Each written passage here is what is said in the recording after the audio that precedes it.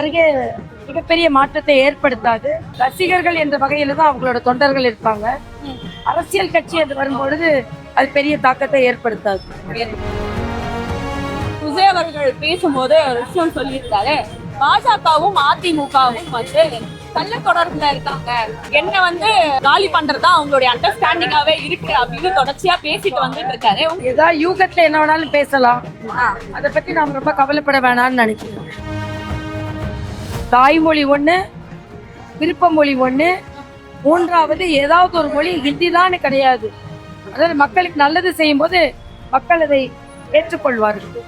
தனிநபர் தாக்குதல் எப்படி பாக்குறீங்க? ஏன்னா மாறி மாறி கொஞ்சம் கீழே இறங்கி ரெண்டு பேரும் அவங்களுடைய பதவியை விட்டு பேசுறாங்களோ அப்படின்ற மாதிரி மக்கள் மத்தியில ஒரு கருத்து இருக்கு. எப்படி பாக்குறீங்க? அரசியல்ல மற்ற தலைவர்களை பத்தி நான் சொல்ல கருத்து விரும்பல. ஆனா நான் என்னை பொறுத்த மட்டும் ரொம்ப மோசமா இணையதளத்துல விமர்சிக்கிறாங்க. நாங்க தேர்தல் பரப்புரையிலுக்கு போகும்போது வெயில்ல கருத்து இருந்தா கருப்பா இருக்காங்க அப்படின்னு விமர்சிக்கிறாங்க. இப்ப அத ஸ்டாலின் எந்த விதத்தையும் தடுக்க மாட்டேன்றாரு.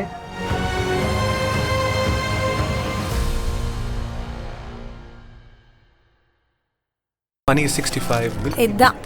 இது மட்டும்தான். பனியன்னா milky mist, only milky mist. The debate நேயர்களுக்கு வணக்கம். இன்னைக்கு நம்ம மயிலாப்பூர் தொகுதியில தான் இருக்கோம்.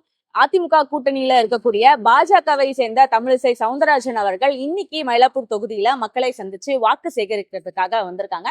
அவங்க கிட்ட இப்போ அரசியல் களம் எப்படி இருக்கு, அவங்களுக்கான ஆதரவு இந்த தொகுதியில எந்த அளவுக்கு இருக்கு அப்படின்றதான் இந்த பதிவுல நம்ம பார்த்தும் கேட்டு தெரிஞ்சுக்க போறோம். வாங்க.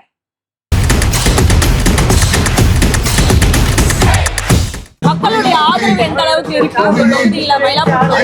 ரொம்ப நல்லா இருக்கு, ரொம்ப நல்லா இருக்கு. பாக்குறீங்க மக்கள் எந்த அளவுக்கு ஆதரவு தெரிவிக்கிறாங்க. ஓகே, கடந்த முறை இந்த இடத்துல திமுக வேட்பாளர் வேலு அவர்கள் என்ன வெற்றி, இப்போ இந்த முறை நீங்க நினைக்கிறீங்க கள ஆய்வுகள்லாம் செஞ்சுட்டு இருக்கீங்க, இப்போ மயிலாப்பூர் தொகுதிக்கு என்னென்ன தேவைகள்லாம் இருக்கு, என்னென்னலாம் பூர்த்தி செய்யணும்?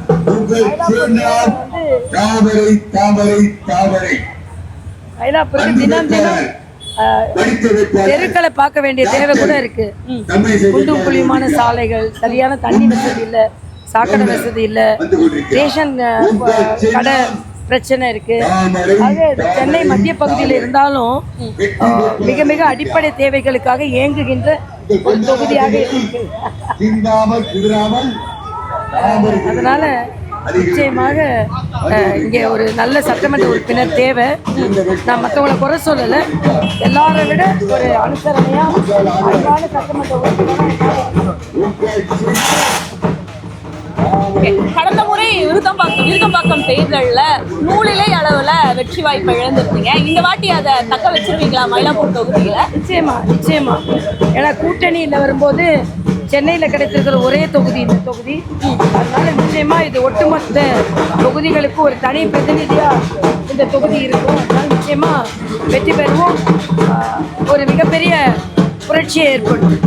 சென்னையில கிடைச்சிருக்கக்கூடிய ஒரு தொகுதி மயிலாப்பூர் தொகுதி, இது உங்களுக்கு வாக்கு சேகரிக்கிறதுல எந்த அளவுக்கு ஒரு இம்பாக்ட கொடுத்துருக்கு இந்த தொகுதி? எந்த அளவுக்கு இம்பாக்ட கொடுத்துருக்கு இந்த தொகுதி உங்களுக்கு? பெரிய இம்பாக்டை கொடுத்துருக்கு இந்த தொகுதி. இப்போ அதிமுகவுடைய வாக்குறுதி மக்கள் மத்தியில எவ்வளவு வரவேற்பு பெற்றிருக்கு? நல்ல வரவேற்பு பெற்றிருக்கு. தேர்தல் முடிஞ்ச உடனே கையோட 10,000 ரூபாய் கொடுக்கறதா சொல்லியிருக்காங்க, வருடத்துக்கு 3 சிலிண்டர் கொடுக்கறதா சொல்லியிருக்காங்க. நிறைய வாக்குறுதிகள். இது வாக்குக்கு ஒரு இம்பாக்ட், வாக்காளர் மத்தியில ஒரு இம்பாக்ட கொடுத்துருக்கா? நிச்சயம் வாக்க சேகரிக்கிறதுக்கான ஒரு நல்ல ஒரு இதுவா இருக்கா? நிச்சயமா. ஏன்னா ஒரு சாமானிய மக்களுக்கு ஒரு நல்ல தாக்கத்தை ஏற்படுத்திருக்கு. மக்களுக்காக தானே செய்யணும். விஜய் அவர்களுடைய வருகை என்ன மாற்றத்தை ஏற்படுத்தி இருக்குன்னு நினைக்கிறீங்க, இல்ல இதுக்கப்புறம் மாற்றத்தை ஏற்படுத்துமா? விஜய் அவர்களோட வருகை மிகப்பெரிய மாற்றத்தை ஏற்படுத்தாது. ரசிகர்கள் என்ற வகையில தான் அவங்களோட தொண்டர்கள் இருப்பாங்க. அரசியல் கட்சி என்று வரும்பொழுது அது பெரிய தாக்கத்தை ஏற்படுத்தாது.